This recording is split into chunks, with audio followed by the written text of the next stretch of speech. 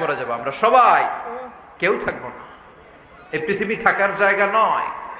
কিয়ামতের সময় আল্লাহ তাআলা মালাকুল মাউতকে বলবেন, সবার রূহ কবজ করে ফেলো, সবার, কেউ থাকবে না, সবার রূহ কবজ হয়ে যাবে।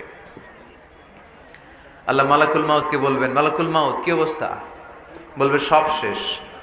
মাইয়াবকা, কে বাকি? মালাকুল মাউত বলবে জিনেরা বাকি, যাদেরকে দেখা যায় না। আল্লাহ বলবেন জিনদেরকেও শেষ করে ফেলো, রূহ কবজ করো।